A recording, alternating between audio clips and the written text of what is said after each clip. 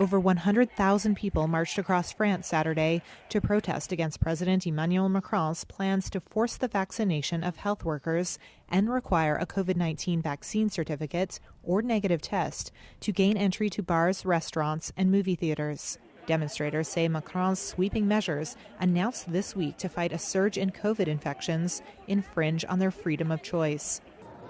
Vaccinations are really about individual freedom. Everyone can choose. That's not the theme here today. The theme is about the absence of freedom that is unfortunately continuing to grow in this country. That's it. They're taking away our freedoms little by little. Vaccinated or not, we are all together. One demonstrator in Paris was seen dressed as the Statue of Liberty. Some signs read, "No to the health passport." Macron's announcement had already prompted demonstrations earlier this week in Paris, where police had fired tear gas to disperse some protesters. Marches across the country also included Yellow Vest protesters seeking to revive the anti-government movement curbed by coronavirus lockdowns. Earlier on Saturday, the office of Prime Minister Jean Castex said France would reinforce restrictions on unvaccinated travelers from a series of countries to fight the surge of COVID infections. The average number of new infections in France has rebounded to reach nearly 11,000 per day. Protesters clashed with police during anti-lockdown demonstrations in Sydney, Australia on Saturday.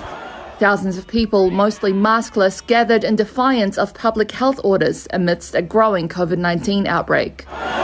The protest turned violent fairly quickly as demonstrators threw potted plants, paint and water bottles at police officers and media, while others physically assaulted police horses.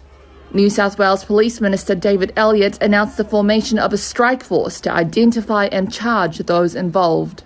What we saw today were 3,500 very selfish bullheads, people that thought that the law didn't apply to them. There is no doubt in my mind that at least one individual there today had COVID. It is statistically impossible for us not to consider that. New South Wales, Australia's most populous state and home to the country's most populous city, Sydney, has been 4 weeks into a lockdown to contain an outbreak of the virulent Delta variant of the coronavirus. We want freedom! At least 57 people were arrested at Sydney's protest, with many more expected to come. Whilst in the neighbouring state, Victoria, local media reported at least half a dozen were arrested in Melbourne.